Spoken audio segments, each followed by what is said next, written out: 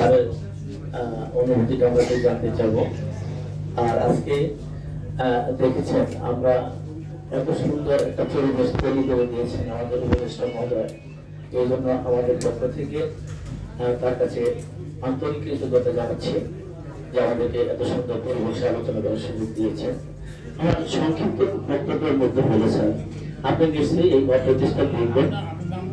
আমার নাম মোহাম্মদ নজরুল ইসলাম, আমি চেয়ারম্যান।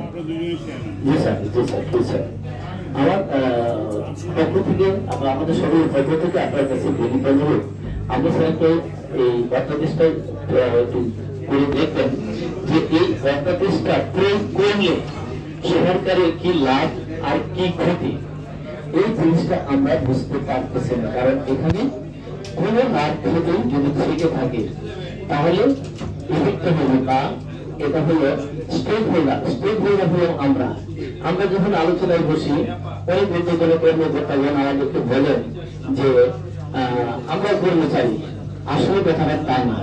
কারণ বিদ্যুৎ কর্মকর্তারা অর্থাৎ আইন বা বিধি আমাদের উপর প্রয়োগ করে আমরা সেটা ভোগ করি। কাজে তাদের বক্তব্য আর আমাদের বক্তব্য কখনো এক হতে পারে না।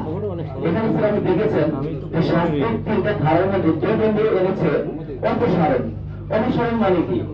অপসারণ মানে হলো খালি হাতে শুদ্ধ হাতে বিদায় করে দেওয়া। এটা 2 নম্বরে দিচ্ছে। মানে এই আইনটা যদি স্যার আপনি একটু মনোযোগ দেখবেন, দেখতে পারবেন যে ফ্যাসিস্ট সরকার বলে আমরা যাকে বকা দিই, গালি দিই, সেই আইনটাকে ছাড়িয়ে একটা কালো আইনে পরিণত হয়েছে। দয়া করে স্যার আপনি এই বিষয়টা উপদেষ্টা পরিষদে যখন আবার কথা বলার সুযোগ হবে, বিশেষ করে আমরা শুনেছি যে আপনার একটা অনেক বড় ভূমিকা এখানে থাকে, যার জন্য আমরা আপনাকে এই নিবেদন করতে গেলাম যে এই স্মারকলিপির মাধ্যমে আপনাকে অবহিত করলাম। এবং একটা জিনিস স্যার দেখেন, আজকে এই কাজটা করেছে আমাদের সাথে কোনো আলোচনা নেই, আমরা জানি নেই।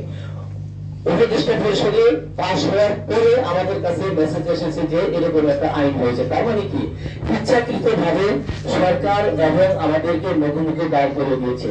আমরা এটা কখনোই চাই না। আমরা সরকারি কর্মচারী, আমরা ছিটে বসে কাজ করতে চাই। দয়া করে এই কালো আইন, এই কালো অধ্যাদেশ প্রত্যাহারের প্রয়োজনীয় ব্যবস্থা করেন। এবং সর্বশেষ কথা, সবার উপস্থিতিতে, আপনার উপস্থিতিতে এবং মিডিয়া ভাইয়ের উপস্থিতিতে যে আমরা এই অধ্যাদেশটির আংশিক সংশোধন পরিবর্তন আমরা চাই না স্যার। আমরা চাই এই অধ্যাদেশটি স্যার আপনারা বাতিল করে দেবেন, তাতে সরকার এবং আমরা উভয় নিরাপদ থাকবো। শুধু আমাদের ভোট একটা ক্লিশ সৃষ্টি করার জন্য সুযোগ সন্ধানী কোনো মহল হয়তো এই অধ্যাদেশটি তৈরি করেছে একটা বিশৃঙ্খল পরিবেশ তৈরি করার জন্য। আমরা চাই স্যার আপনার হস্তক্ষেপ, আপনার আশীর্বাদ আমাদের সকলের উপর থাকুক। ধন্যবাদ স্যার আপনাকে আমার প্রতি কথা বলার সুযোগ দেওয়ার জন্য।